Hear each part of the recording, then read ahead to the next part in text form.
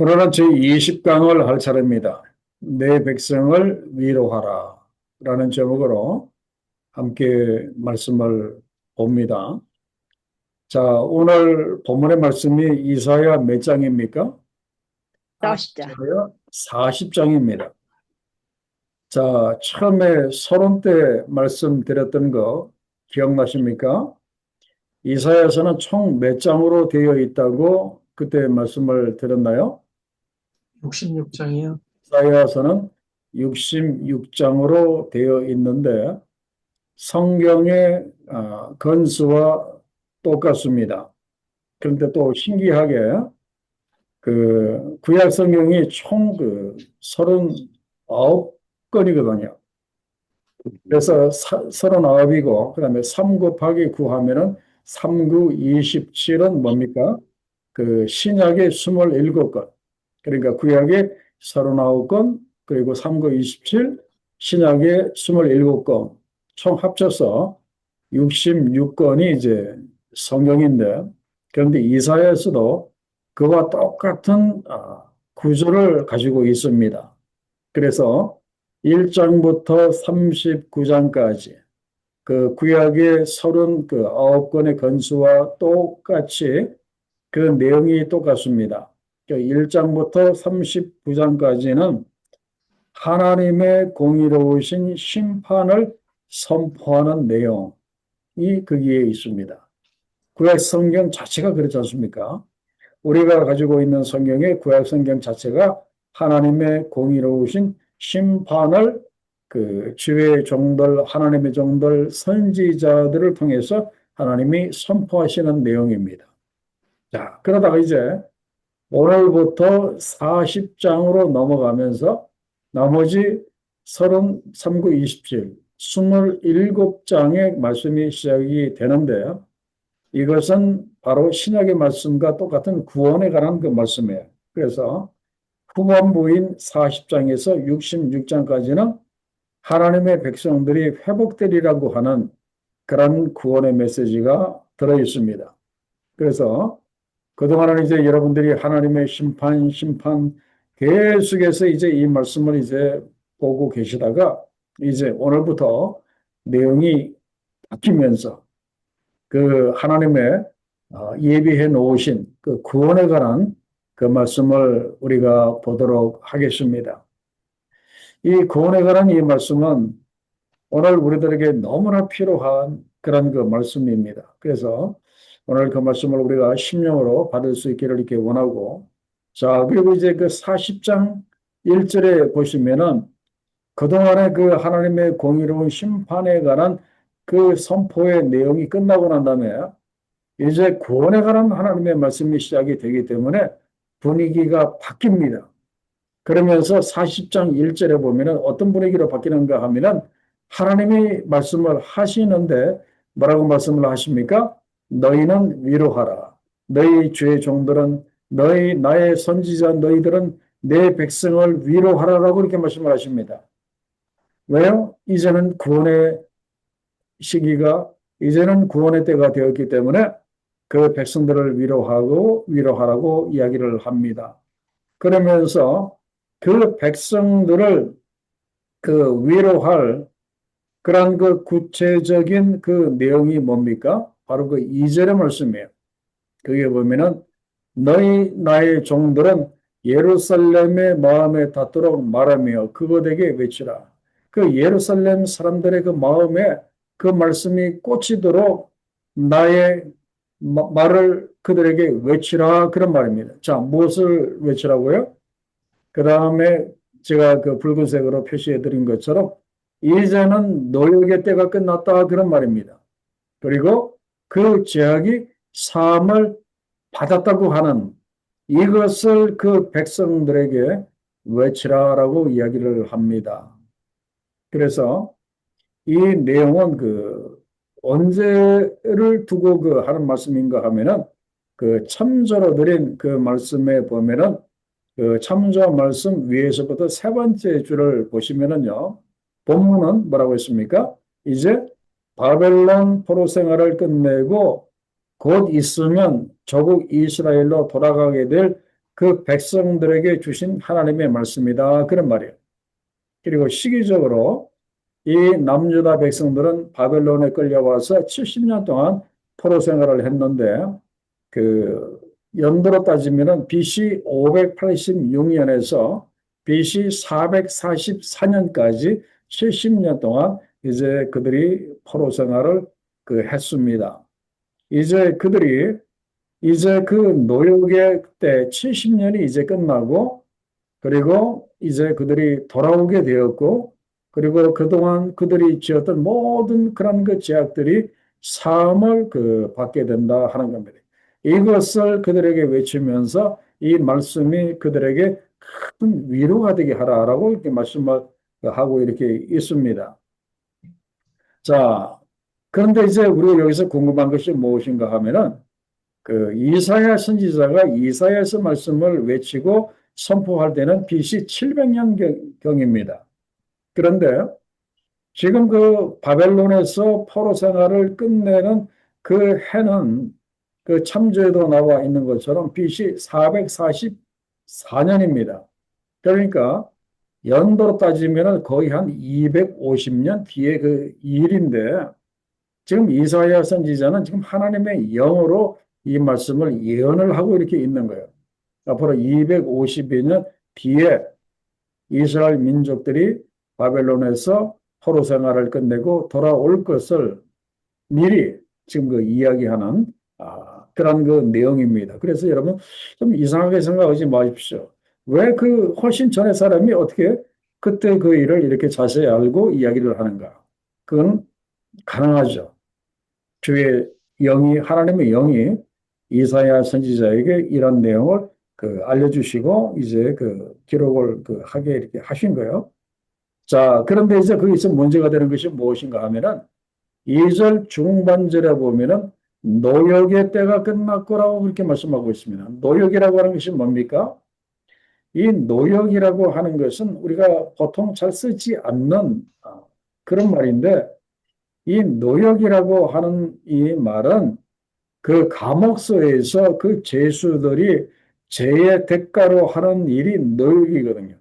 그래서 옛날에는 뭐 특별한 감옥이 있는 것도 아니고 죄수들이 뭐 어디에 끌려가서 뭐 땅을 판다든지 어디에 가서 뭐 일을 한다든지 하는 이제 그런 것들을 노역이라고 이야기를 했습니다.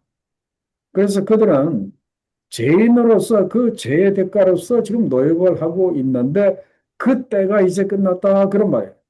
그러면 이들이 하나님 앞에서 지은 그 죄가 이렇게 무엇입니까? 이제는 이사야서 이 정도 말씀을 여러분들이 보셨으면은 그들의 죄가 뭔지 이제는 우리가 분명히 말씀을 하실 수 있어야 돼요. 첫째는 무엇인가 하면은 가장 큰 죄가 무엇인가 하면은 하나님은 그들을 제사장 나라로 쓰시기 위해서 그들을 부르셨거든요. 그런데 그들은 제사장 나라로서의 그 뜻을 버렸습니다. 그리고 그것을 헌신짝처럼 버리고 그들이 무엇을 숭배했습니까? 이방 나라들이 섬기는 그런 이방 신들 우상을 숭배를 했습니다. 왜 이들이 하나님을 버리고 왜 우상을 숭배했는가? 이것은 너무나 우리들에게도 공감이 가는 내용인데 하나님만을 섬기려고 하다가 보니까 제사장 나라로서 그렇게 살려고 하다가 보니까 그것이 너무 부담스럽고 너무나 이렇게 딱딱한 거예요. 사실 우리도 그렇지 않습니까? 우리의 그 삶을 완전히 아침에 일어나서 저녁에 잘 때까지 웬종일 24시간을 영적인 것만 그렇게 하다가 이렇게 보면은 참 힘들거든요. 그래서 우리 사람은 마음속에 무엇이 찾아오는가 하면은 비록 우리가 제사장으로서의 그런 뜻을 받았지만은 때로는 좀 즐기고 싶은 이 마음, 또 사람의 본성이 있기 때문에 이 쾌락을 이렇게 즐기고 싶은 그 마음, 그런 마음들이 사실은 좀 이렇게 있거든요.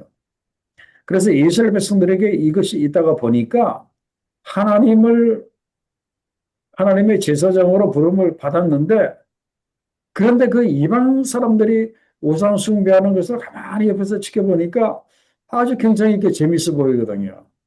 막 술도 마시고 음란한 짓도 하고 막 쾌락을 즐기니까 그쪽으로 그들의 마음이 쏠린 거예요. 이것이 이스라엘이 하나님 앞에 지은 가장 큰 죄입니다. 그리고 두 번째 죄는 그 나라에 위기가 왔었을 때 당연히 하나님을 의지하고 하나님께 도움을 구해야 하는데 오히려 강대국을 그들이 더 의지했던 것. 그죠? 애굽을 더 의지하고 그다음에 아수르를 더 의지하려고 했고 바벨론을 더 의지하려고 했었던 이런 그 죄가 이것도 작은 죄는 아닙니다. 이것도 두 번째 죄.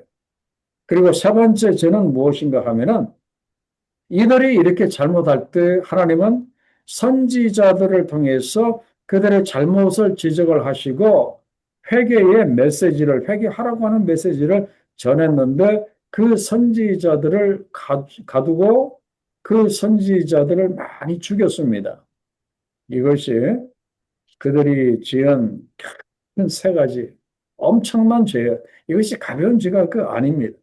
그래서 이러한 죄의 대가로서 그들이 지금 노역을 70년 동안 그렇게 한 겁니다. 그러다가 그 노역의 때가 끝이 나고 이제 그 죄악이 사함을 받고 이제 그들이 고국으로 돌아오게 된다. 그렇게 말씀이 지금 진행이 되고 있는데 그런데 그 2절 말씀을 다시 한번 보면은 사람이 받을 수 있는 최고의 위로가 무엇입니까? 그 질문을 보도록 하겠습니다. 자, 2절 말씀을 다시 한번 보면은 예루살렘의 마음에 닿도록 말하며 지금 개역개정 성경은 그렇게 되어져 있고 그리고 여러분들이 갖고 계시는 그 옛날 성경에는 너희는 정다이 예루살렘에 말하며라고 이렇게 되어져 있을 거예요. 그런데 그 내용은 똑같아요. 노역의 때가 끝났고 그 죄악이 사함을 받았느니라.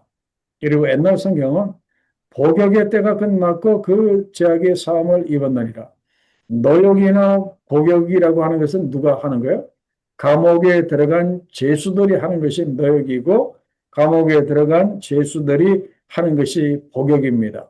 그래서 그들이 바벨론에 포로로 끌려간 것은 죄수로서 아무 죄도 없는데 그냥 끌려간 것이 아니라 죄수로서 그들이 바벨론에 끌려갔었다 그런 거예요. 이런 그들에게 최고의 위로는 무엇인가 하면은 그 죄악이 사함을 입었다고 하는 것. 이것이 가장 큰 위로입니다. 그래서 그 시편에 32편 1절에 보면은 뭐라고 했습니까? 누가 복이 있다고 했습니까? 허물의 사함을 받고 자신의 죄가 가려진 자가 복이 있도다 그랬어요. 그래서 여러분들이 그리고 우리가 이 세상 살면서 받을 수 있는 가장 큰 복, 받을 수 있는 가장 큰 위로는 무엇인가 하면은 바로 우리의 죄가 사함을 받았다고 하는 것.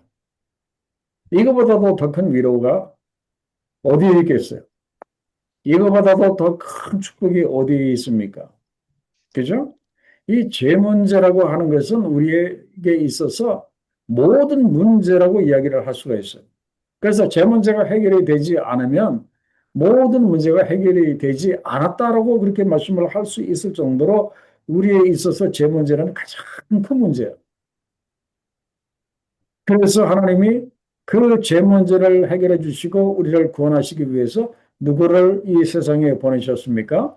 하나님의 거룩하신 아들 독생자 예수 그리스도를 이 땅에 보내셔서 그분이 십자가에 달리셔서 우리의 모든 죄를 대신해서 그분이 십자가에 달리심으로 인해서 우리가 사함을 받은 겁니다. 그래서 그 사실을 믿는 사람이 구원을 받게 되는 거예요. 그래서 사람이 받을 수 있는 최고의 그 위로는 그때도 그렇고 지금도 그렇고 사함을 받았다고 하는 거예요. 제사함을 받았다고 하는 것이 가장 큰 위로요. 가장 큰 축복이다. 그렇게 말씀을 드릴 수가 있습니다. 자, 그런데 그에 보면 또 참조로 드린 그 내용을 한번 보시기 바랍니다. 오늘 위로의 메시지의 핵심은 뭐라고 했습니까? 죄가 사해졌다는 겁니다. 그런데 여기서 우리가 한 가지 반드시 생각해야 할 것이 있습니다. 그것이 무엇인가 하면은 이스라엘이나 유다가 바벨론의 포로로 붙잡혀 가서 고생하는 징벌을 받았다는 그 사실이 그들의 제사함의 온전한 근거가 될 수 있는가 하는 점입니다. 자, 여러분들은 어떻게 생각하세요? 그 바벨론 포로 생활 70년, 그것으로 그동안의 모든 그 사람들의 재갈을 이렇게 퉁치는 거예요? 그건 아니죠. 이렇게 된다고 하면은, 잘못하면 우리가 행위로 우리가 구원받는다는 소리가 나올 수가 있어요.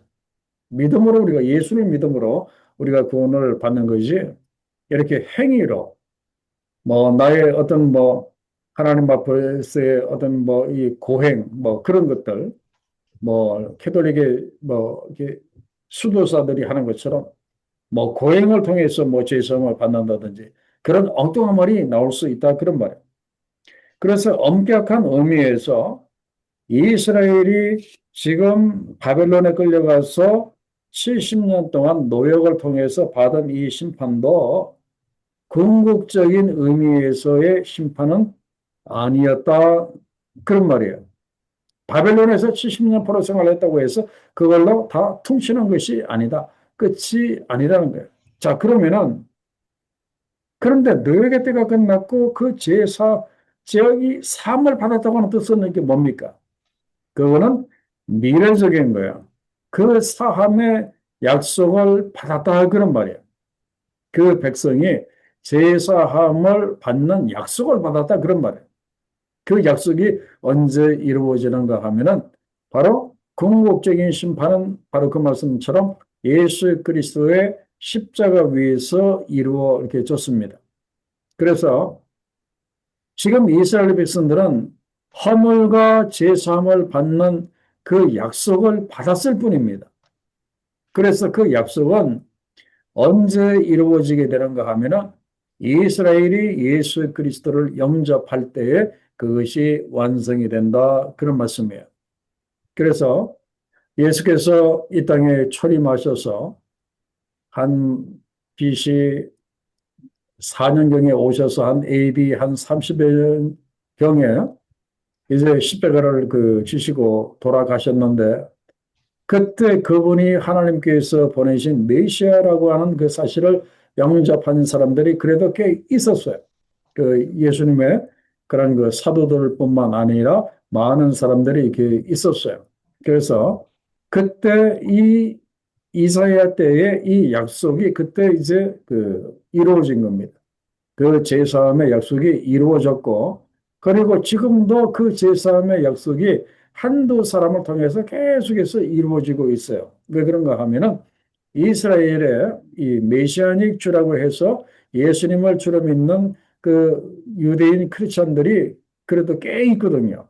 자, 그러다가 언제 이것이 온전히 이루어지게 되는가 하면은 종말의 때 예수님께서 다시 오실 때 그때는 이스라엘 안에 거국적인 회개의 역사가 일어납니다.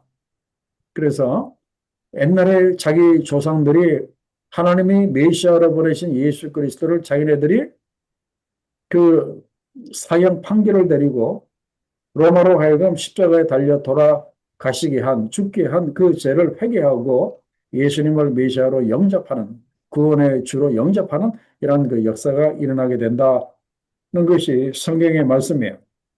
그래서 2절에 그 죄악이 사함을 받았느니라 이 말씀이 이제 미래형인데 지금 현재 이루어지고 있고 그리고 종말의 때 그것이 온전히 이루어진다. 그런 말씀이에요. 자, 사람이 받을 수 있는 최고의 위로가 무엇인가? 제가 앞에서 말씀을 드렸어요. 그것은 하나님께로부터 우리가 제사함을 받는 것이 최고의 위로라고 제가 이렇게 말씀을 이렇게 드렸어요. 왜 제사함이 최고의 위로라고 생각을 하십니까? 왜 제사함이 최고의 위로라고 생각을 하십니까? 제사함이 없으면 영생이 없고 영벌만 있기 때문에 그래요. 제사함이 없으면 천국에 가지 못하고 지옥불에 떨어지기 때문에 그렇습니다. 그죠? 그리고 이건 이제 미래적인 거고, 지금 살아있을 때도 마찬가지예요. 우리가 하나님께로부터 우리가 죄사함을 받지 못하면은요, 항상 내 안에 무엇이 있는가 하면 내 안에 해결이 되지 않은 죄가 있어요. 그런데 이 죄가 우리 인간은 영적인 존재이기 때문에 내 안에 죄가 있으면 우리가 편하게 살 수가 없습니다. 우리의 심령이 편해질 수가 없어요. 항상 무엇인가에 눌리게 됩니다. 우리가 살아가면서 무엇인가에 눌려요. 근데 나는 그것이 뭔지 몰라요. 그런데 우리가 영적인 눈으로 보면 그것이 죄라는 것을 우리는 이제 압니다. 그래서 우리는 인간은 영적인 존재이기 때문에 죄 사함을 받지 못하고 죄를 가지고 살면은 마음이 편하지 않아요. 내 영이 편하지 않습니다. 그 죄가 나를 누르고요. 그리고 그 죄는 사람의 뼈를 상하게 한다고까지 그렇게 말씀하고 있어요. 상하게 한다고까지 말씀하고 있어요. 그렇기 때문에 그 죄 문제가 해결이 되지 않는 상태에서 아무리 좋은 환경에서 좋은 음식을 먹고 좋은 집에서 산다고 해도 그 죄 문제가 해결이 되지 않으면 그 심령이 진정으로 행복하다 말씀할 수가 없어요. 그렇기 때문에 이렇게 비유를 한번 그 생각해 보시면 이렇게 됩니다. 자, 어떤 죄수가 어떤 사람이 죄를 범했어요. 그래서 이 사람이 감옥에 갔습니다. 그런데 이 감옥은 전 세계에서 가장 좋은 감옥에 갔습니다. 뭐 호텔보다도 더 좋은 감옥에 갔어요. 이 사람이. 그래서 그 감옥에서 만약에 이 사람이 30년 산다고 할 때 죄수가 호텔보다도 더 좋은 환경에서 지낸다고 해서 과연 이 사람이 행복하겠는가 그런 말이에요. 그렇지 않아요. 차라리 그럴 바에 차라리 나와서 초가집에 사는 것이 자유롭게 사는 것이 더 행복이 아니겠어요. 그렇기 때문에 진정한 위로는 제사함으로부터 이렇게 옵니다.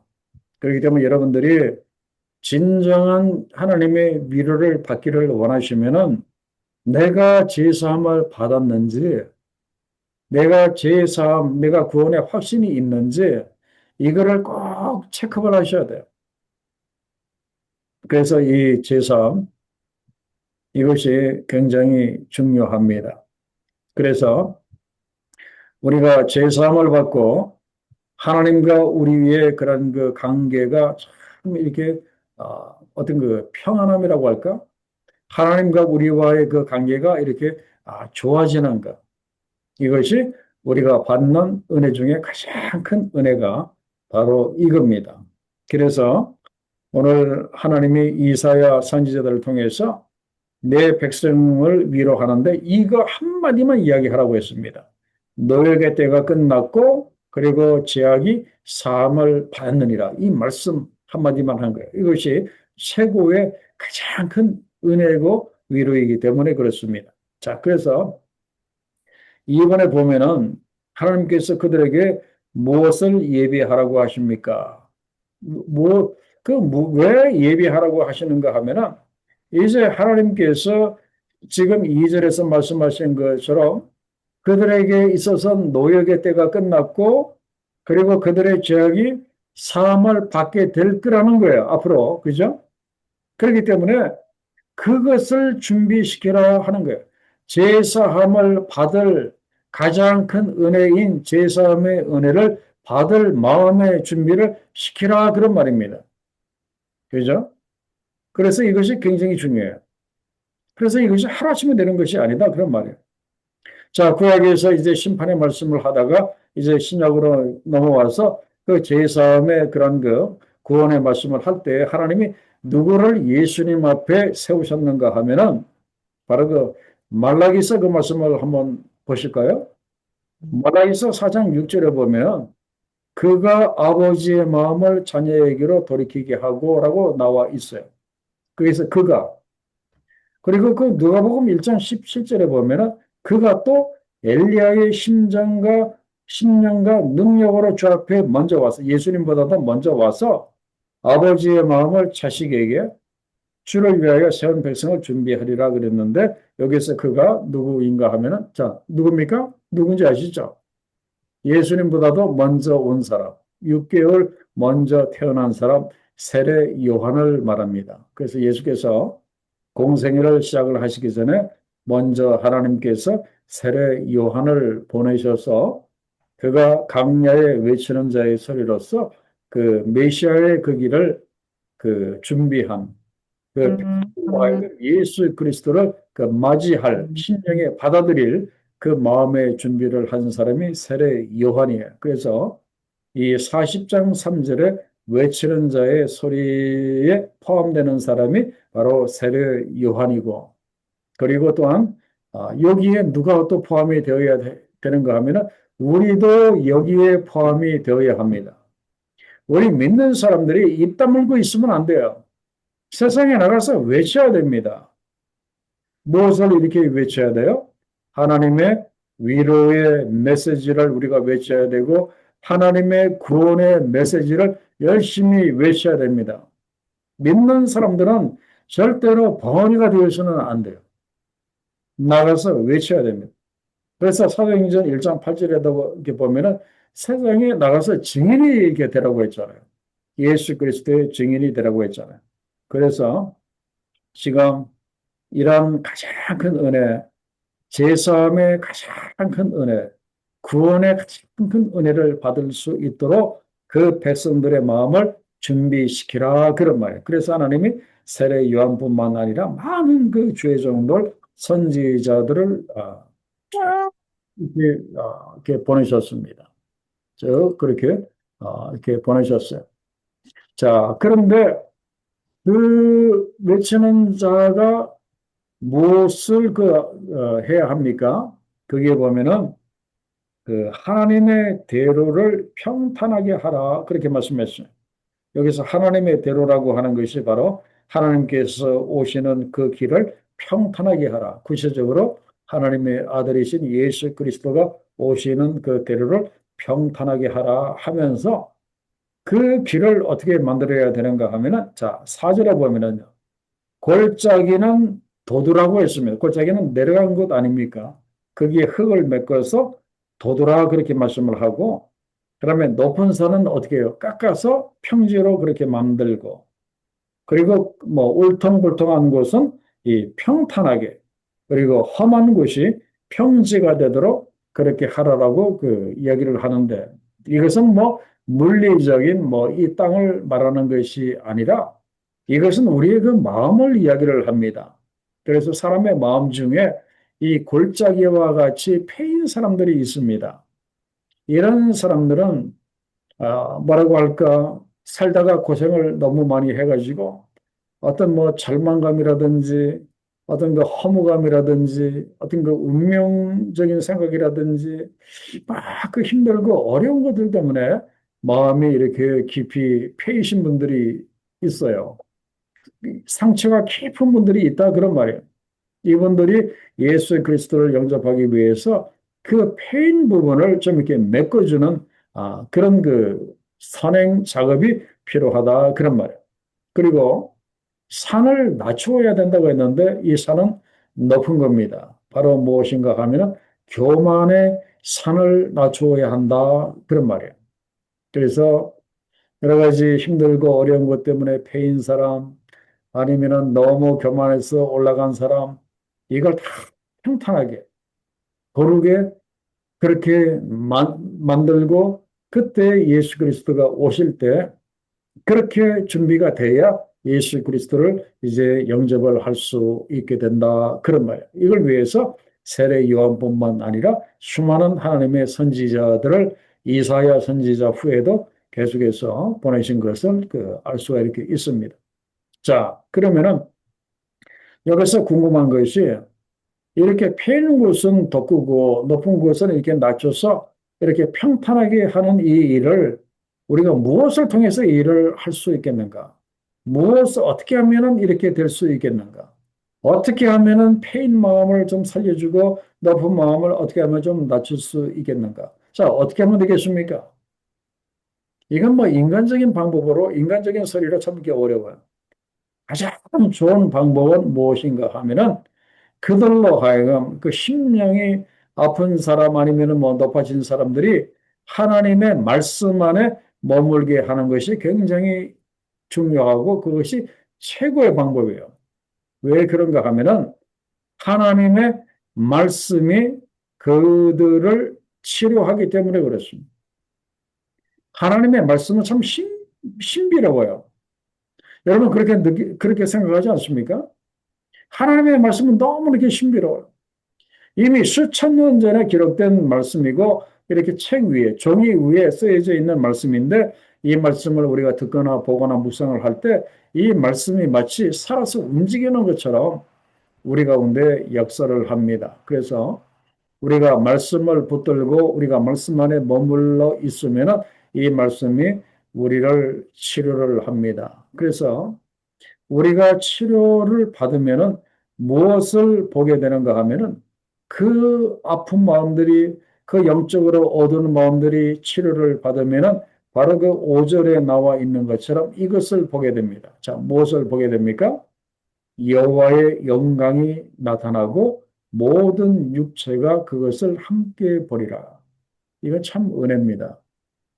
힘들고 어렵고 영적으로 그렇게 살던 사람들이 이제 말씀 안에서 치유함을 받게 되면은 그 사람 삶 속에 심령에 무엇이 나타나게 되는가 하면은 여호와의 영광이 나타나게 됩니다. 그죠? 여호와의 영광이 나타나게 되고 그리고 더 구체적으로 모든 백성들의 그런 그 심령을 준비하게 되면은 그 백성 이스라엘 민족 전체에 하나님의 영광이 나타나게 됩니다. 그래서 모든 사람이 그 하나님의 영광을 함께 봅니다. 한두 사람만 보는 것이 아니라 온 이스라엘 백성들이 여호와의 영광이 그들 가운데 나타난 것을 보게 된다. 그런 말씀이에요. 이걸 구체적으로 본 사건이 있었습니다. 언제 그랬어요?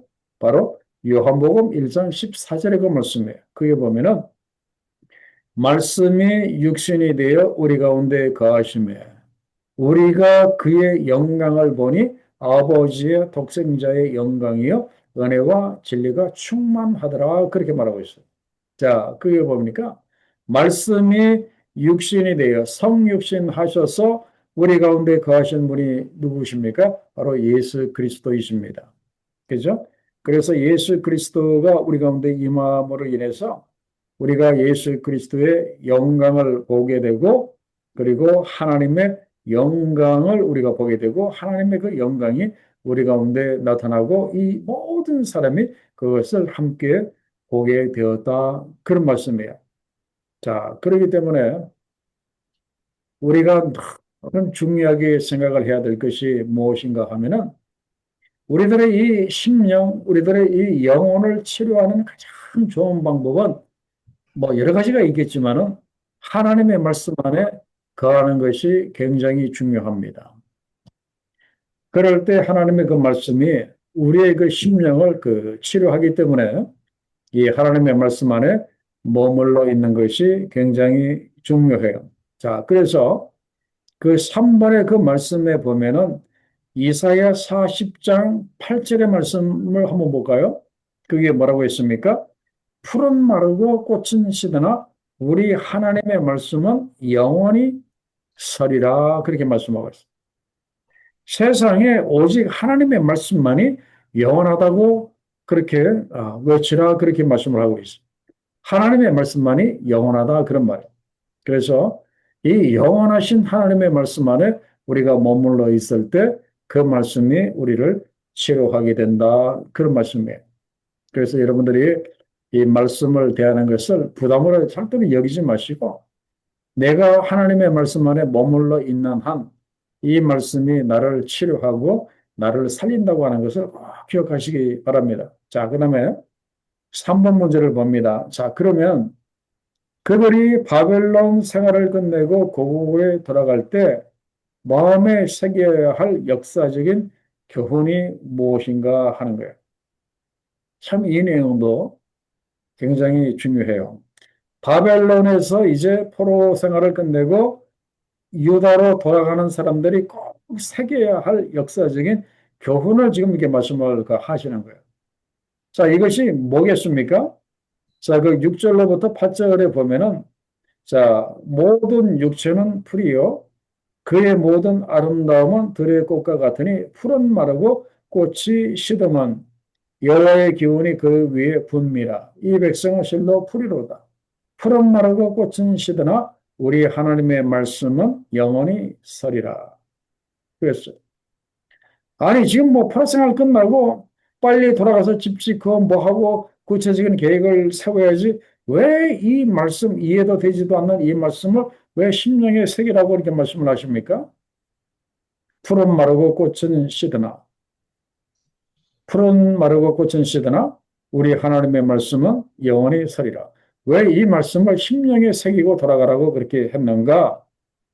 그거는 과거의 이스라엘 백성들이 하나님을 버리고 세상의 영화와 세상의 명예와 권력과 정욕을 탐하면서 살았기 때문에 그래요. 그걸 가지고 자기네들을 예쁘게 꾸미고 그걸 가지고 즐기려고 했었었고 그 세상의 영화와 명예와 권력이 주는 그걸 가지고 아름다움을 구하고자 열심히 치장을 했던 사람이에요. 그리고 그것을 얻기 위해서 실제적으로 어디를 의지를 했는가 하면은 강대국을 의지했습니다. 그죠? 뭐 바벨론이라든지 아수르라든지 뭐 애굽이라든지 정말 이런 그 나라들을 통해서 자기네들도 뭐 꽃이 확 핀 것처럼 그런 것들을 이렇게 즐기려고 했었었고 그리고 그것을 위해서 그 사람들이 믿는 그 우상을 함께 우상 숭배하는 그렇게까지 이 사람들이 했었어요. 그런데 결과가 어떻게 했습니까?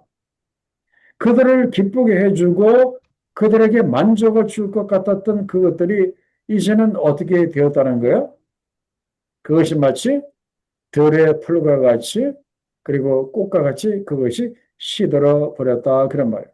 여호와 하나님이 부욱하고 바람 한번 부시니까 그 모든 것들이 다 사라지고 다 시들어 버렸다 그런 말이에요. 그래서 옛날에 유다가 그토록 그 의지했던 그걸 통해서 뭔가 좀 자랑하고 싶었던 그 바벨론, 그다음에 뭐 헬라 제국들, 그리고 그 당시 또 예수님 당시에 뭐 로마 제국들, 지금 어디에 있어요? 다 역사 속에 사라져 버린 것들. 그래서 하나님을 떠난 모든 것들은 다 이렇습니다. 세상의 자랑도 한때라고 하는 것을 꼭 알아야 돼요. 그래서 바벨론에 있으면서 뭔가 바벨론을 통해서 뭔가 좀 치장을 하고 뭔가 좀 이렇게 얻고자 했었던 그들의 그 마음을 버리고 세상의 것은 다 한때라고 하는 이 마음가짐을 가지고 돌아오면서 오직 우리들에게 있어서 영원한 것은 오직 한 가지. 8절에 나와 있는 것처럼 하나님의 말씀만이 우리들에게 있어서 영원하다. 이거 한 가지만 심령에 새기고 유다로 돌아가라고 지금 이렇게 말씀하시죠. 왜요? 하나님의 말씀은 영원한 말씀이고 이 말씀이 그들을 살리기 때문에 그렇습니다. 그래서 자, 어떤 사람이 세상에 영원한 것 세 가지가 있다고 했습니다. 자, 세상에 영원한 것 첫째는 무엇인가 하면은 우리 하나님이 영원하십니다. 그죠? 그분은 영원 전부터 영원 후까지 계시는 분이고 그다음에 두 번째는 바로 하나님의 말씀이 영원합니다. 그분이 하신 말씀은 영원한 말씀이에요. 그리고 셋째는 뭡니까? 너무나 감사하게 이 땅에 살아가면서 주의 일을 행하는 자가 영원하다고 성경은 말씀하고 있어요. 이 땅에 살아가면서 하나님의 일을 행하는 자도 영원하도록 하나님이 하시겠다고 해서 얼마나 이것이 감사한지 이렇게 모릅니다. 그렇기 때문에 오늘 우리가 꼭 기억할 것이 바로 이겁니다. 우리 하나님이 영원하고 우리 하나님의 말씀이 영원하고 그리고 우리가 하나님 안에서 주의 일을 행할 때 우리의 삶이 영원하게 된다고 하는 것을 오늘 우리가 꼭 기억을 하자 그런 말씀입니다. 자, 4번의 문제를 봅니다. 이제 바벨론에서 이스라엘로 돌아가는 자들에게 하나님께서 어떤 분으로 임하시는가 하면은, 자, 10절에 보면은요, 보라, 그래. 주 여호와께서 장차, 이제 그 미래의 그런 말씀이에요. 그러니까 BC 700년이 아니고 BC 444년, 한 250년 뒤에 그 백성이 이스라엘로 돌아올 때 장차 하나님께서 강한 자로 임하실 것이다. 그리고 친히 그의 팔로 다스릴 것이라. 그렇게 말씀을 하시고.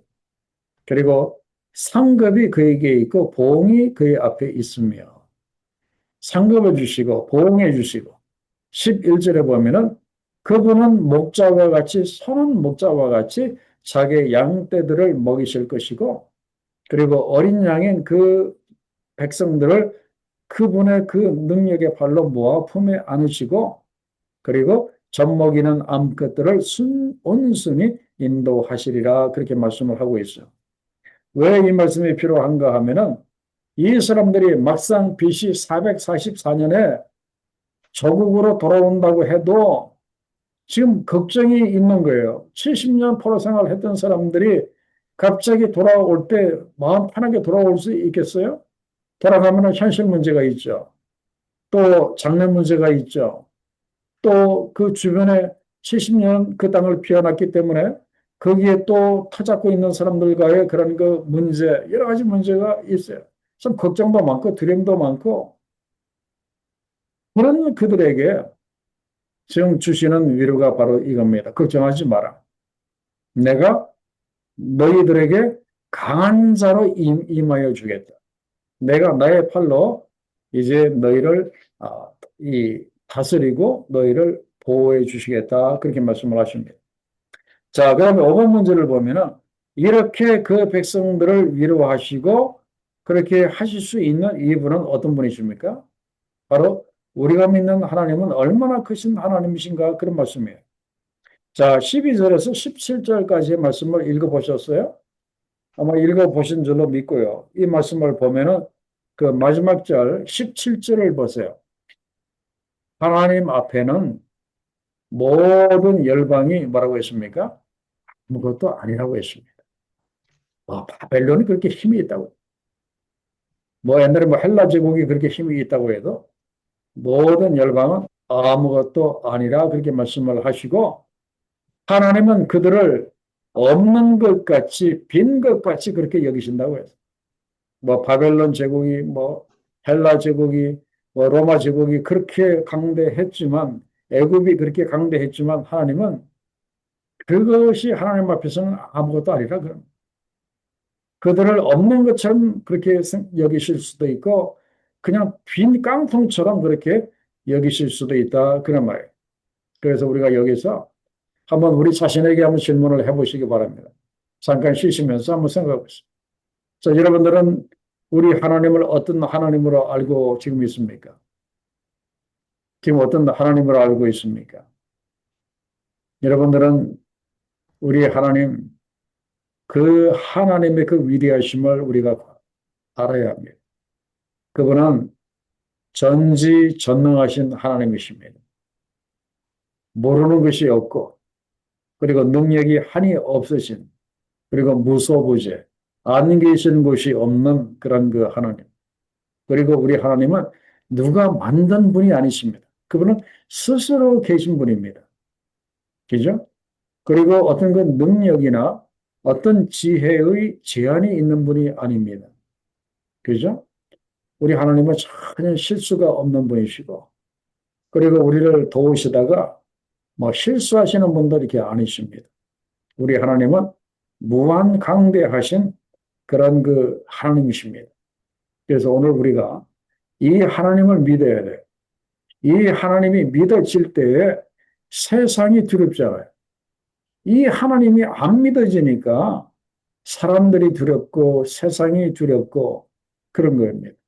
그래서 이 하나님을 우리가 꼭 믿을 수 있기를 간절히 이렇게 바랍니다. 17절 말씀 다시 한번 볼까요? 그의 앞에는 모든 열방이 아무것도 아니라 그는 그들을 없는 것 같이, 빈 것 같이 여기신다고 했습니다. 그러니 우리가 그들을 두려워하고 그들 앞에서 걱정할 이유가 뭐가 있겠어요? 전혀 없다. 그래서 어떻게 해야 되겠는가? 우리 하나님 안에 있는 우리의 자리를 꼭 찾아야 한다. 그래서 여러분들이 하나님 안에서 여러분들의 그 자리, 하나님 안에서 여러분들이 있어야 하는 그 자리를 꼭 찾으시기 바랍니다. 그 자리를 찾지 못하고 하나님 주변을 빙빙 서성거릴 수는 없잖아. 세상에도 갔다가 다시 또 돌아왔는데 내 자리가 없어서 하나님 주변을 서성거리고 그럴 수는 없다. 그런 말. 그래서 이제는 여러분들이 하나님 안에 있는 여러분들의 자리를 꼭 찾으시고 그 자리에 머무실 수 있기를 간절히 있게 바랍니다. 자, 그 다음 질문을 보면은 왜 세상의 우상이나 건세자를 하나님과 비교할 수 없습니까? 계속해서 나오죠. 이제 그들은 참 걱정이 많아요. 돌아가려고 하니까. 근데 하나님이 이런 하나님이라는 것을 계속 반복해서 말씀하시면서 걱정을 하지 말라. 그런 말씀이에요. 그러면서 우리 하나님에 대해서 26절의 말씀이 중요한 말씀이에요.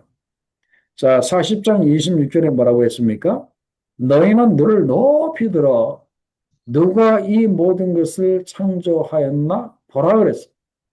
누가 창조하셨어요? 하나님께서 창조하셨어요. 하나님께서는 수효대로 만상을 이끌어내시고 이 우주 만물, 지금 이 땅에 있는 모든 만상, 이것을 다 그분이 만드셨습니다. 그분이 창조하셨어요. 그리고 신기한 것이 그들의 모든 이름을 부르시나니 그랬습니다. 자, 여기서 세상의 모든 것들의 이름을 누가 지었다고 했습니까? 하나님이 지으셨다. 그렇게 말씀하고. 물론 사람이 입으로 그렇게 말했지만 그 뒤에는 누가 역사하시는가 하면은 하나님이 역사하셔서 바로 모든 이름을 부르시나니. 그래서 사물이든지 사람이든지 우리의 이름을 그분이 부르신다. 그런 말이에요. 그들의 모든 이름을 부르신다. 도발 목사야 아니면은 아무개 장로야 이렇게 우리의 이름을 이렇게 부르신다고 하는 것은 우리들에게 어떤 의미가 있는가 하면은 그 아이가 태어나면 그 이름을 누가 짓습니까? 주로 그 아이의 아버지가 짓잖아요. 그러니까 모든 그들의 모든 이름을 부르신다고 하는 것은 모든 사물의 주인이 바로 하나님이시다. 그런 말씀이에요. 그리고 그의 건세가 크고 그의 능력이 강함으로 하나도 빠짐이 없느니라. 참 이것이 좀 중요한 말씀. 하나님에게는 하나도 빠짐이 없습니다. 뭐가 한 가지, 한두 가지가 부족한, 뭐 2%가 부족한 그런 하나님이 절대로 아니라 완벽하신 그 하나님. 그죠? 완벽하신 하나님. 그런데 6번의 문제를 보면은 이스라엘은 포로 생활을 하면서 이스라엘 사람들이 불평을 한 거예요. 이렇게 능력의 그 하나이신 그 하나님, 부족함이 없으신 그 하나님인데 거기에 보면은 뭐라고 원망을 했는가 하면은 내 길은 여호와께 숨겨졌으며 내 송사는 내 하나님에게서 벗어난다 하느냐. 하나님이 우리를 돌보지 아니하시고 내 송사 하나님께 간절히 우리를 어떻게 해달라고 그렇게 부탁을 드렸는데 그것이 하나님에게 제대로 들어가지 못했다. 그런 말이에요. 그러나 우리 하나님은 어떤 하나님이시라고 했습니까? 28절과 29절에 보면은 우리가 참 좋아하는 그 말씀이에요. 거기 보면은 영원하신 하나님 곧 땅끝까지 창조하신 이는 피곤하지 않으시며 곤비하지 않으시며 명철이 한이 없으시며 피곤한 자에게 능력을 주시고 무능한 자에게 힘을 더하여 주시는 하나님이시다. 그렇게 말씀하고 있습니다. 자, 여기서 우리가 생각을 해야 될 것이 이스라엘 백성들이 이런 하나님을 원망하는 이유는 이게 뭡니까? 원망하는 이유는 하나님을 제대로 몰라서 그래요. 하나님을 제대로 모르기 때문에 원망하고 불평하는 겁니다. 그래서 원망은 무지의 소치이다고 하는 것을 꼭 알아야 돼요. 그리고 불평도 영적인 무지에서 나온다는 것을 꼭 알아야 됩니다. 그래서 혹시 내 마음속에 하나님에 대한 원망과 불평이 있을 수가 있거든요. 그래서 내 마음속에 하나님의 원망과 불평이 이렇게 올라오면은 이렇게 생각을 하시면 좋을 거예요. 아, 내가 하나님을 제대로 몰라서 지금 이렇게 원망하려고 하는구나. 이렇게 불평하려고 하는구나 하면서 회개하시고 하나님을 제대로 알게 해달라고 여러분들이 기도하시기 바랍니다. 그러면은 하나님께서 새 힘을 주십니다. 어떤 힘을 주신다고 했어요? 마치 30절과 31절에 나와 있는 것처럼 독수리가 날개 치며 하늘로 올라가는 듯한 이런 그 힘을 우리들에게 주신다고 했습니다. 그래서 우리가 하나님을 앙망할 수 있기를 이렇게 바랍니다. 앙망한다고 하는 것은 그 우러러보고 사모하고 기다리는 것. 여호와를 앙망하는 자는 새 힘을 얻는다고 31절에 나와 있잖아요. 하나님을 우러러보고 사모하고 기다리는 이 사람은 새 힘을 얻는다고 했습니다. 자, 결론 및 적용을 보도록 하겠습니다. 자, 결론 및 적용에 하나, 둘, 셋, 넷, 다섯. 그 다섯 번째 줄을 한번 볼까요? 그게 보면은 이제 우리가 좁은 내 생각의 세계에 갇혀 있지 말고 그랬습니다. 참 이것이 우리들에게 있어서 늘 그 실수하는 게 부분이에요. 지금 이스라엘도 실수하는 부분이 바로 이겁니다. 눈을 높이 들어서 하나님을 바라보고 여호와를 앙망하면 괜찮은데 이것이 꾸준히 되지 못하고 여러 가지 문제로 인해서 아주 좁은 자기의 그 세계 속에 갇히게 되는 거예요.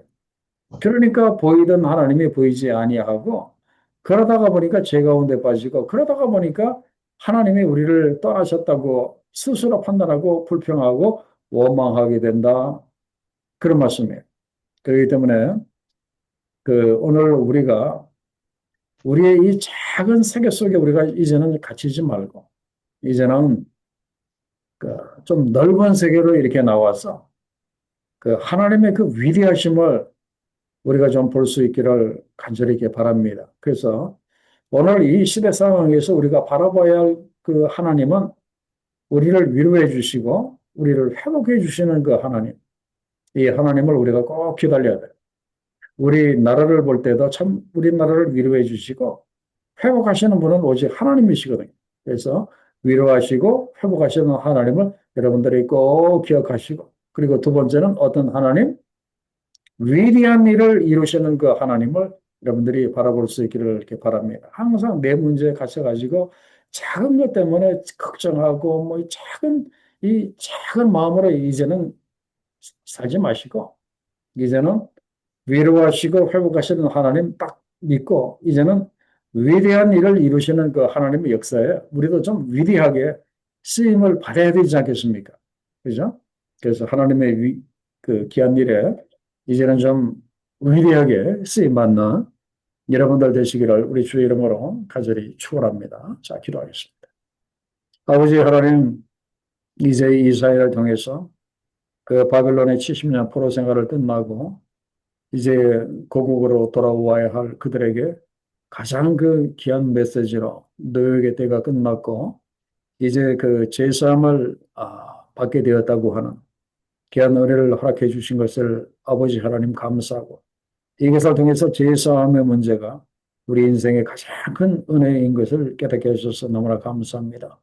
아버지 하나님 우리가 살아가면서 늘 주의 성령 안에서 우리가 회개함으로 제사함의 문제가 늘 예수 그리스도의 보혈을 통해서 해결되어지는 우리가 될 수 있도록 하나님 도와주시고 이 깨끗한 우리의 심령 속에 우리 하나님께서 늘 들어오셔서 함께 하심으로 인해서 우리의 삶이 하나님의 그 위대하신 큰 일에 쓰임받는 그 일을 바라보고 쓰임받는 우리가 될 수 있도록 하나님 도와주시고 이제는 위대하신 그 하나님 바라보고 우리의 심령이 넓어져서 그 하나님의 위대한 역사에 귀하게 쓰임받는 우리 모두가 될 수 있도록 하나님 축복하여 주옵소서. 감사하오며 예수님의 결신 이름으로 기도하옵나이다. 아멘.